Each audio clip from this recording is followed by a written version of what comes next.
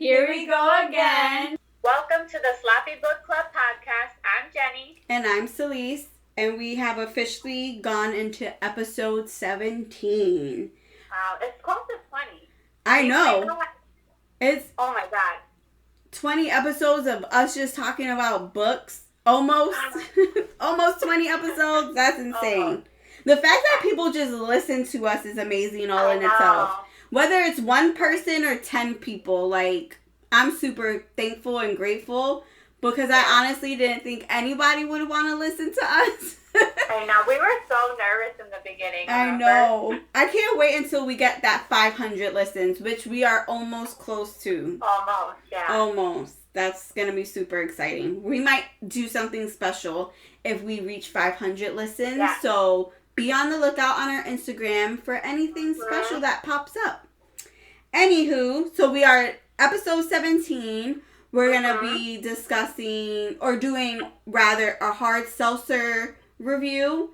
Like I said last week, I'll probably be doing a couple of Trulies for these upcoming episodes. Just diving into, like, you know, some soft drinks. Nothing too crazy. Little by little, because last week I had 2 sips and didn't know how to talk or control myself. So I apologize for how the episode ended because it sounded kind of crazy, even to me. That's hilarious. So we have a hard seltzer. You have a sangria that you made, which you're going to have to make for me if it tastes good. If it tastes good, because I did not follow the recipe. I just kind of threw everything in that it called for. So, and I didn't taste it. Okay, so if it tastes good, you can make it for me. If not, we can work on it. How about that? We can work on it. And then we are going to talk about some upcoming book releases that we are super excited for. Briefly, and then we have 2 books that we are going to review. I have a contemporary romance. What do you have, Jenny?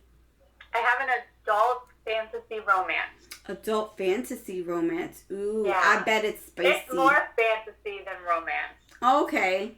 Okay, I know what you were going to say. There's some spice. Mm-hmm.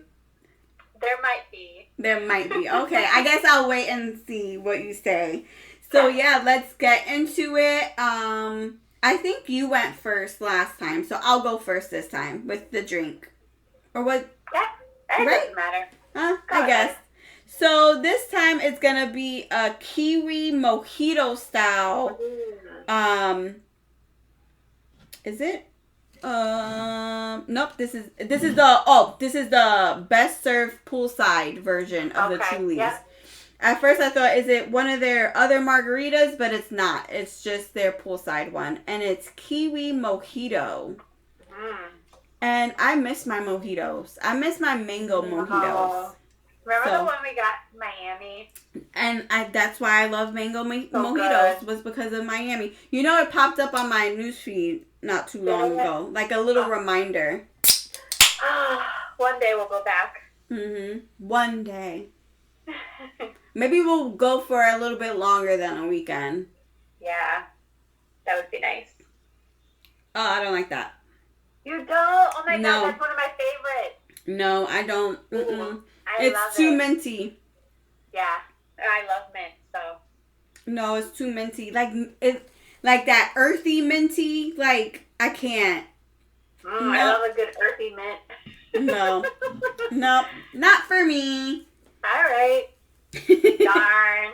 All right, so I have a sangria, and like I said, I kind of eyeballed it because it was calling for a whole bottle of Moscato. Oh, dang. And I know it. Well, I was only making it for myself. I didn't want it to go to waste. So I made a small jar of it, and I did not measure anything. Okay. Yeah. So it has no measure queen. Whatever. If it tastes good, I'm sure you'll drink it. I sure would.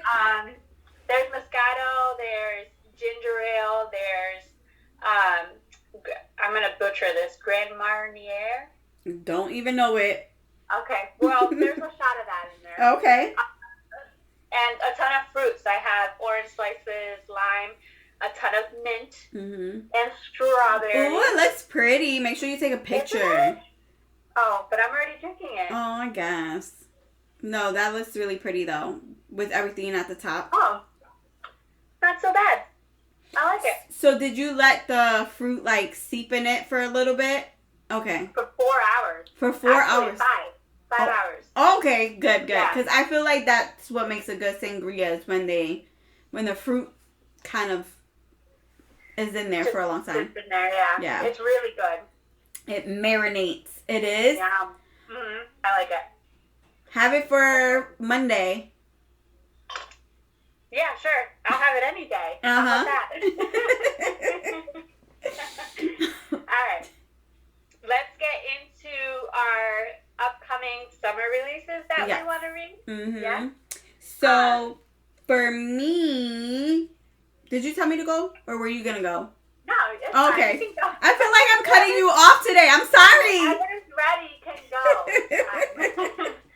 So for me is Love on the Brain by Hazelwood. She was one that we did this year where it was the love hypothesis.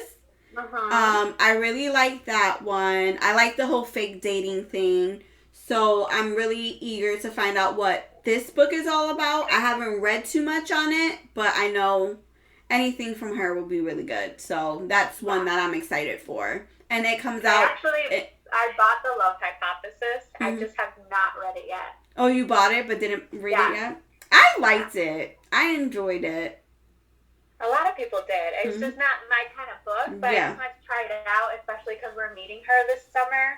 So I figured, why not? Is she still going? I don't know. Is she? She should be. She's still on the list. She's still on the list? Oh, okay. Why did I feel like she wasn't on the list? Oh, maybe I'll double check and I bought it for no reason. Because then she would have been one that I'm like super excited for. But I could have sworn. I'm going to have to double check. Yeah, we'll check. Okay. I'm pretty sure she was still on the list. Okay, good. Oh, okay. Then I definitely have to get a hard copy because mine is on Kindle. Yes, you do. But yeah, it's Love on the Brain. It comes out in August, so I don't have that much longer before I get to read it. So I'm super excited. So Jenny, what do you have? So I have a couple books that I'm super excited about. The first one is These Twisted Bonds by Lexi Ryan. It's book 2 of These Hollow Vows. And then by Lee Bardugo, Hellbent. It's the second book to Ninth House that I read a year ago. Oh, yes. So, yeah, I'm super excited. I think that one actually comes out in September, so late summer. Is that the one where it's like a boy and like a wolf or something in the cover? Or is that like a special kind of book she has? That one has a bunny in the front of it. Okay. Yeah. Oh, I know which one you're talking about. Because that comes out in September. Because Into the Woods. Yeah. Because I have that on. I was like, what is that? I'm trying to think in my head. I have that on pre-order. So I know that's coming out in September. Yeah. So. And supposedly they just wrapped season 2 of Shadow and Bone. So that should be coming up soon. I can't wait. We're going to do a whole episode on Shadow and Bone. So we haven't really been talking a lot about it because we want to really dive deep and discuss. Do you really think that's going to be one episode? I absolutely don't think so. Yeah, absolutely not. That's going to be a really long episode. Yeah. We'll probably have to break that down for we might do a month special of Shadow and Bone.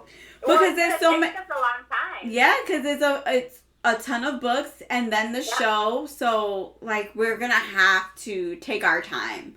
It's not something you can just rush through. But that will be sometime probably later this year. Once we find out when Shadow and Bone season 2 happens, we might do that kind of special because we loved it so much.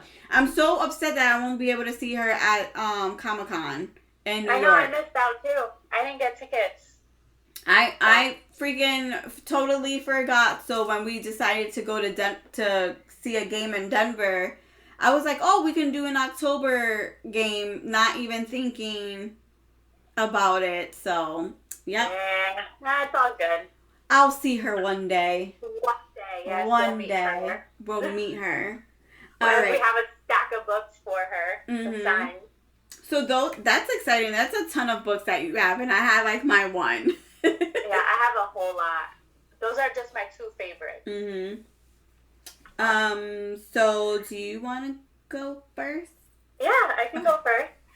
Why'd you say it like that? I don't know. I'm off today. I apologize. It's the 3 sips of the Truly, or 1 sip, whatever you took. It's getting me. This is the second week in a row where it's gotten me. So yeah. All right. So I have Fate of Wrath and Flame by K.A. Tucker, and it's an adult fantasy romance.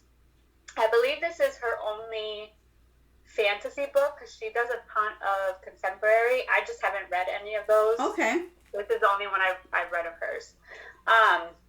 So this book is about a young woman named Romaria who is a thief for the mafia in New York City. So it's kind of set in current times. Okay. For the beginning of the book. Okay. She's coerced into talking to this woman, this like mysterious woman who doesn't speak like she's from our world or from current times. And she asks Romaria to steal a stone for her from this sacred garden that will help save this woman's husband. So there's a lot that happens in between all this that kind of convinces Romaria to actually agree to do it.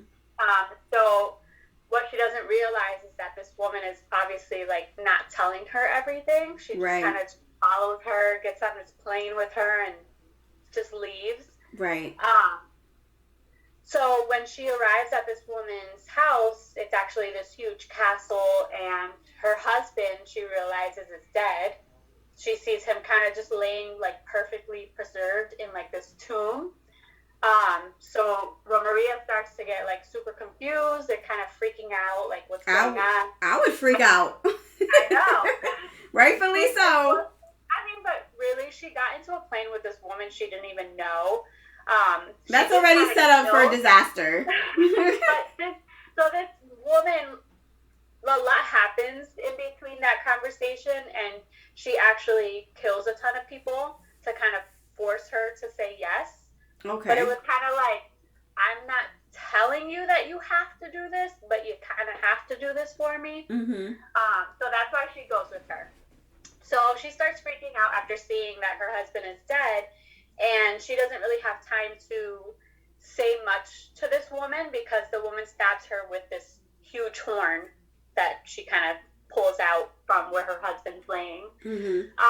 So Romaria wakes up in what looks like this like huge garden maze, and she's super confused. She has no idea where she is, and the last thing she remembers is this woman saying, "Don't let anyone know who you really are," like right before she like died or was stabbed or whatever.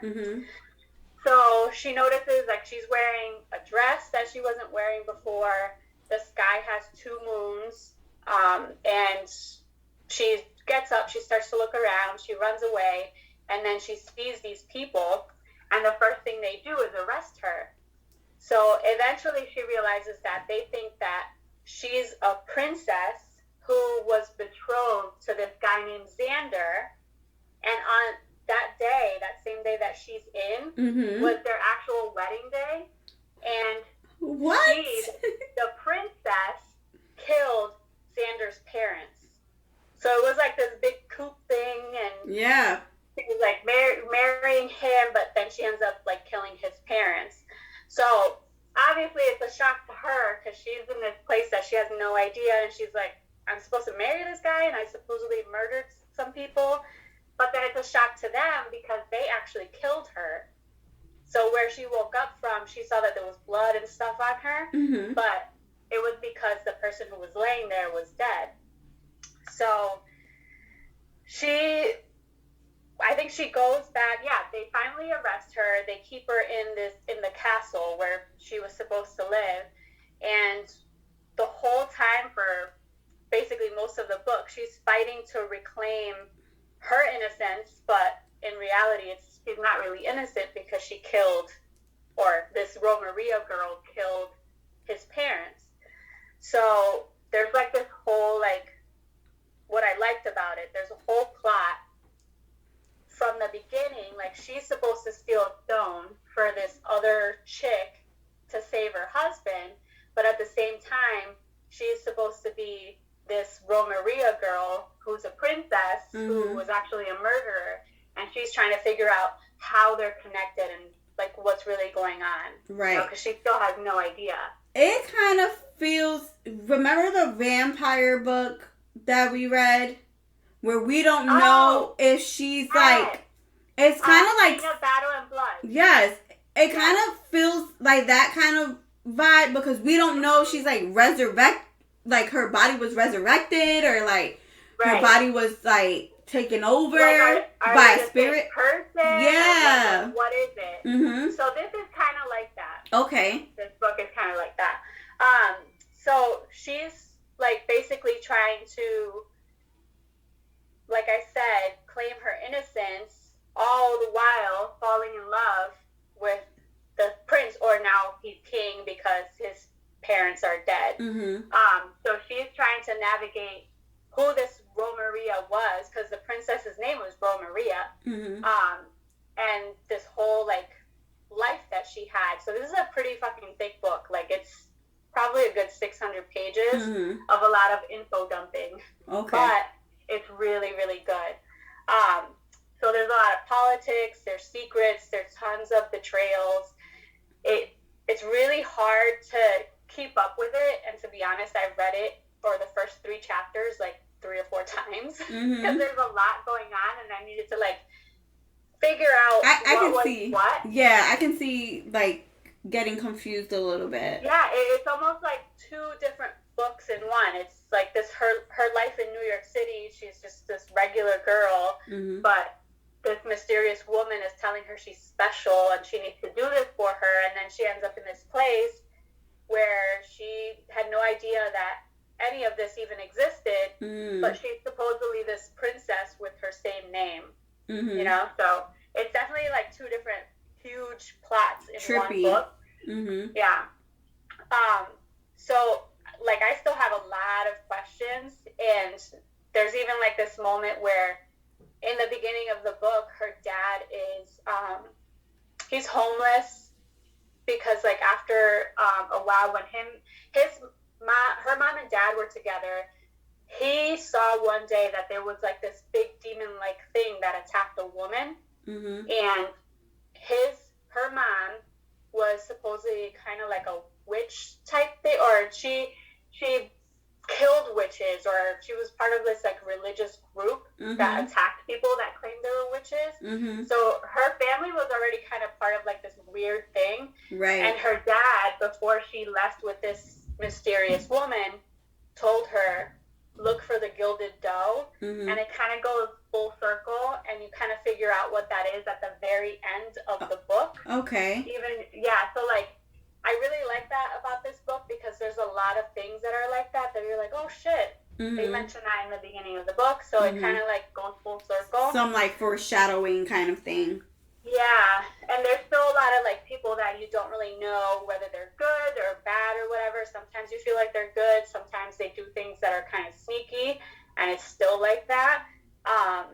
So, like, right at the very end, of course, it just stops. I was so fucking mad. So, like, it doesn't give you, like, a good... I knew there was going to be a book 2. So I knew there was going to be some kind of cliffhanger, but it just stopped, and I was like, fuck. So, like, it literally was like, you turned the page and you were like, wait, what? Yeah. And, like, I can't say how it stopped, because if somebody wants to read it, it'll totally, like, ruin kind of some relationships that were building and breaking throughout the whole book. Okay. So I don't want to say too much. Yeah. Was. But the second one comes out this month. Okay. I'm really excited. So you don't have to wait too long? I don't have to wait too long. I'm really happy about that. The only issue I have with it is that the first book is hardcover and it's signed, and the second book so far is only an ebook and paperback. That sucks. I'm crushed. That sucks. It will probably come out later. But I noticed I hope so. No, usually it's hardcover. Forget it. I was gonna say usually it's hardcover first, and I mean paperback first, but no, it's usually hardcover. Hardcover, right? And then paperback after. So I don't know. I'm just gonna get the ebook and hope for the best. Right. That the hardcover will come out. Mm-hmm. But yeah, this book has a lot going on. It's urban fantasy and high fantasy all at the same time. It's actually got demons and vampires. Ooh. They don't take up a huge part of the book. But they're there. People, they're there. They're there. And you know how I feel about vampires. Exactly. So this was a good little push into it, I guess, because I really enjoyed this book. That's awesome. Yeah, there's a mistaken identity, chosen one, enemies to lovers, the slow burn. We love a good slow burn. Mm-hmm. And a little bit of romance. We love romance. Yeah. So that's all. That's awesome. It sounds like a lot. It sounds awesome, though. It really is. So obviously it's book 2, but do you know if it's just going to be those 2, or do you think it's going to be a series of more books? I'm hoping it's just 2 because they're so big and there's a lot of info in them. Mm-hmm. So I'm hoping it's just 2 and it doesn't get dragged on too much. Mm-hmm. So I don't know. We'll see. Not like I wouldn't read it anyway if it was more than 2. All right. Yeah. So 2, hopefully. Maybe 3. Maybe it'll be a little trilogy. Maybe like a novella with some, because there's a lot of characters, so maybe some kind of novella. That would be cute. Yeah. So my book is a contemporary romance, and it's part of a series, but within this series, all of the books could be read as a standalone. But if you read it as a series, you'll kind of understand some of the characters and some of the things that are going on within the story that kind of go into other books. So the book is Until May, and it's by Aurora Rose Reynolds, and it's part of her Until Him and Her series. So she has 2 sets of series. It's the Until series. So it's until you meet so-and-so. Okay. So, this one is Him and Her. So, Him and Her series are the children from the original Until series. Oh, geez. Yeah. So, this is generational. Okay.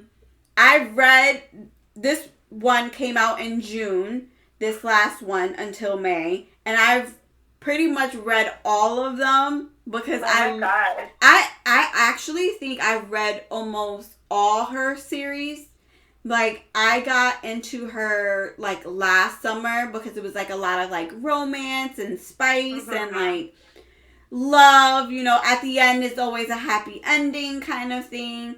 But to get to that happy ending, you have to go through some drama and chaos. Of course. So I really enjoyed that.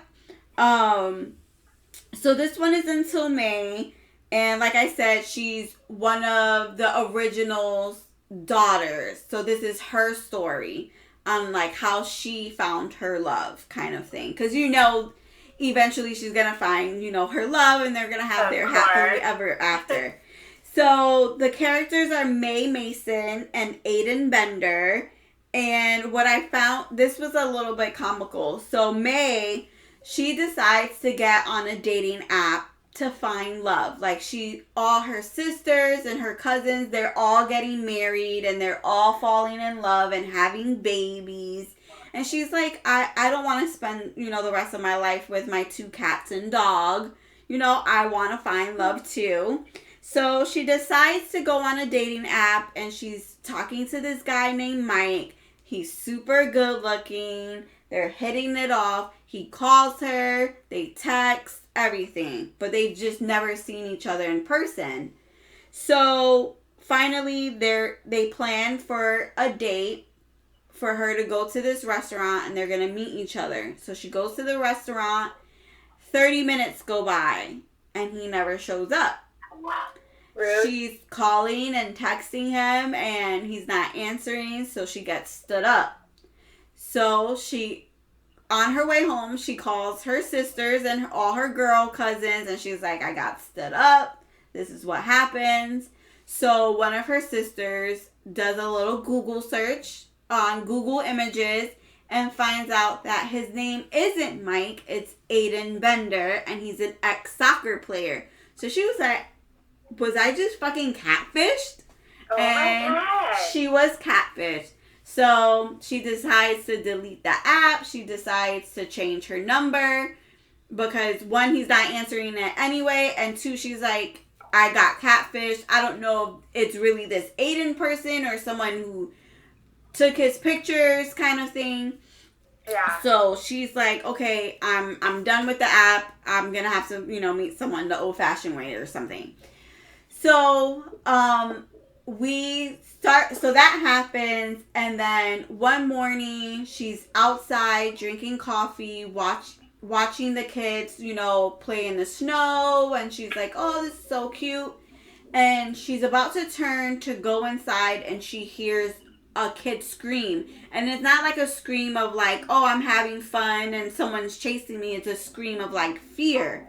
So she looks over and she sees that there's a boy on the ice of the pond and that it's cracking. So, she just like takes off to go help this little boy before he falls into the water. So as she's trying to save him, the ice is breaking under her because obviously she's bigger or whatever than a kid. So she's trying to pull him out, and as it's about to break for him and her, someone pulls her out. And guess who pulls her out?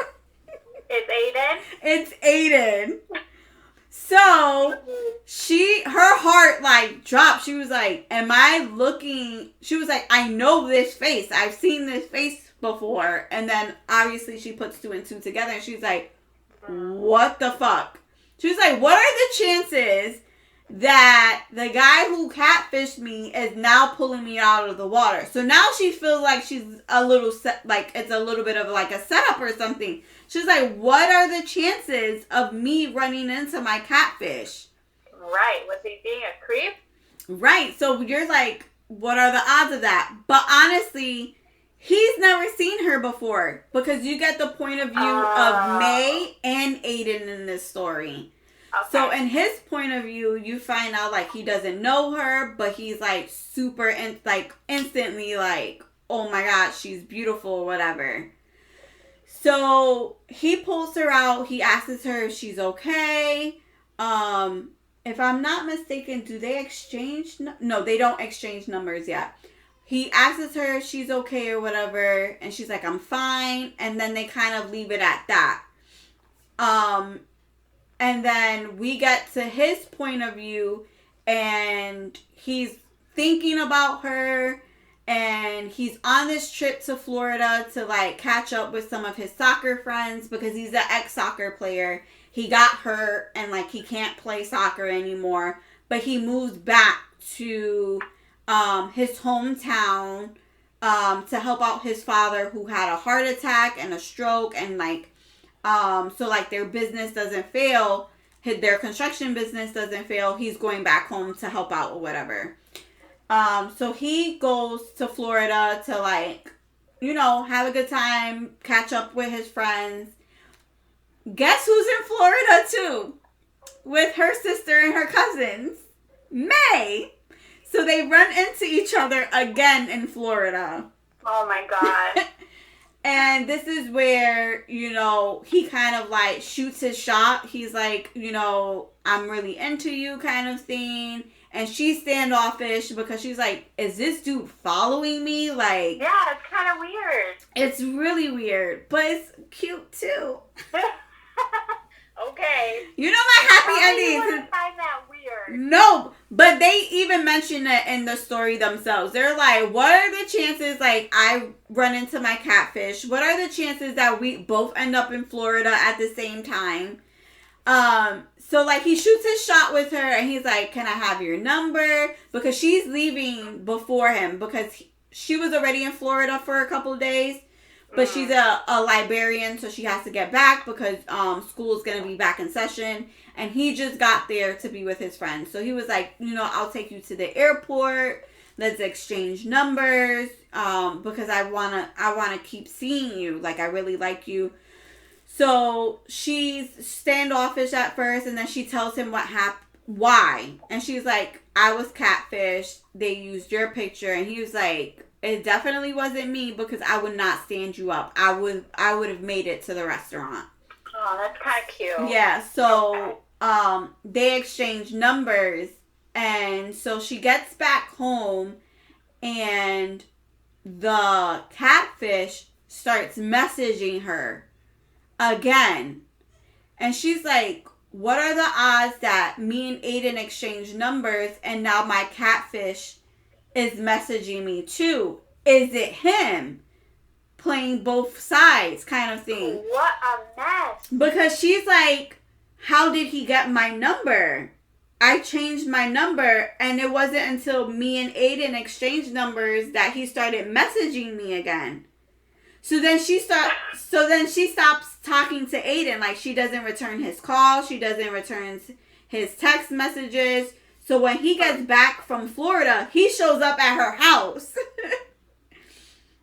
And he's like, why are you ignoring me? No way. I would have been cut off. You're done. Because he knows where she lives because he saved her from her house. Remember the whole pond thing? So weird. So he showed up to her house and was like, why are you not messaging me? And she's like, oh, what are the odds that me and you exchange numbers and my catfish starts messaging me? So he gets pissed. He was like, I'm not playing games with you. Like, and for you to think that I would be that person, like, maybe you aren't the person for me. Maybe we shouldn't be talking anymore. But what you do need to do is, let the cops know because I didn't give away your number and it's not me. And I don't think you're safe. If he found your number, who's to say he can't, like, find you kind of thing. So he's like, you need to go to the cops. So he leaves her, and then he winds up going to the police station because he has a friend, Noah, who is a police officer, and he's like, hey, is there any way you can find someone who's harassing you through text messages? And he's like, not really. If they're using a burner phone, and you can't usually find that out or get a detective unless they're sending you, like, threatening messages. Like, there's a whole procedure. And, like, you would need to get the messages. You need to get the number. I would have to see it to see, like, if it's enough for me to be like, oh, yeah, we could get a warrant or whatever. Like, I don't know, police job. Whatever. So he's like, all right. So even though he told her that he wasn't going to, like, pursue her anymore, he still tries, and he goes back to her, and he's like, did you ever go to the cops about the harassing messages or whatever? And she's like, no. He's like, I have a friend. Can I have your phone, the number, and can you give me a copy of the messages so that I can give it to my friend and we can try and figure this out? She's like, okay. So they're going back and forth. They're testing the waters. They're, trying to date. But in the process of them dating, Aiden almost gets run over by a motorcycle, gets shot at, and someone has put cameras in May's house and recorded them having sex. Oh, no. And they sent it over to his ex, like, publicist or manager to try and get it out to the news. Like, gossip news kind of thing. Yeah. Because he was a famous soccer player, but he doesn't play anymore. So no one's really going to want it. But his ex-manager is like, you could kind of see that it's you, and you can kind of see that it's another woman. So she was like, you might want to let your girlfriend know before it hits the news or whatever. So May is distraught. She's like, we shouldn't be dating each other anymore because my catfish stalker is trying to kill you or something. Like, I don't know what's going on. You know, we should break up. I don't want anything to happen to you. And he's like, no, like, I'm not going to let that person win. We're going to try and figure out who this person is.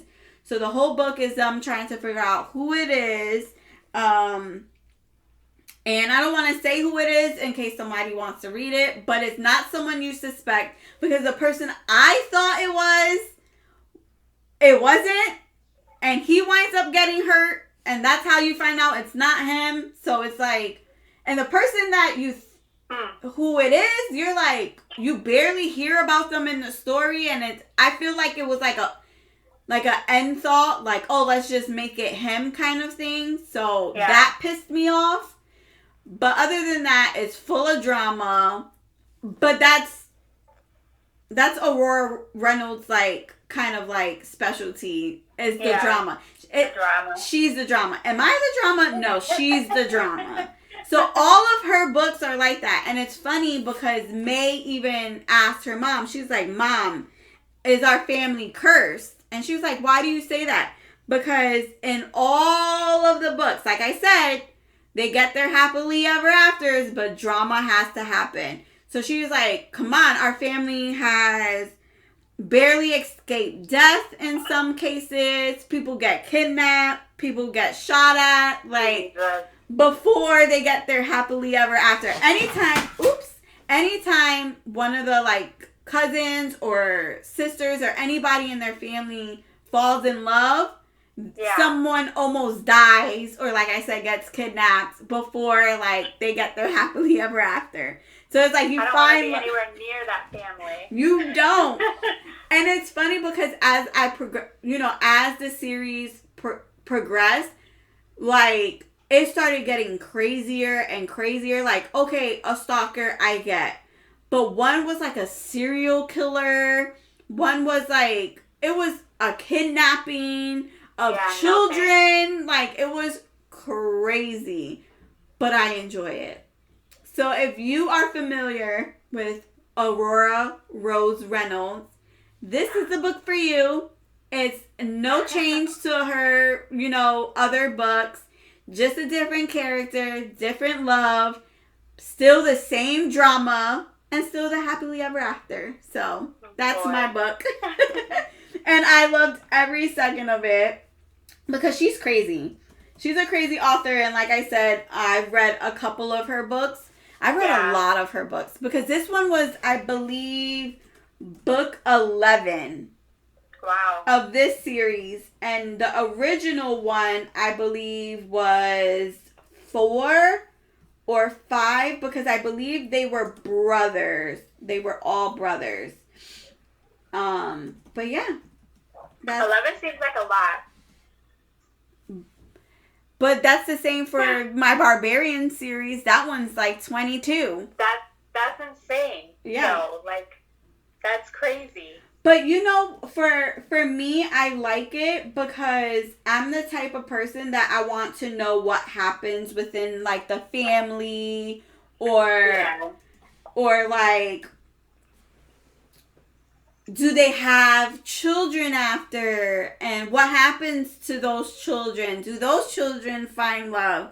So if you're into that kind of thing, this series is perfect for you if you want more. Because you know how sometimes you read a book and you're like, oh, I want to know what else happens to them. Yeah. Well, you definitely get to find out everything that happens to this family between the brothers, between the cousins, between the siblings. Like, you find it all. And it's really good. It's good. I like it. But yeah, that's it. Until May. That's all I have for this week's episode. Thanks for listening. Until next time. Bye. Bye.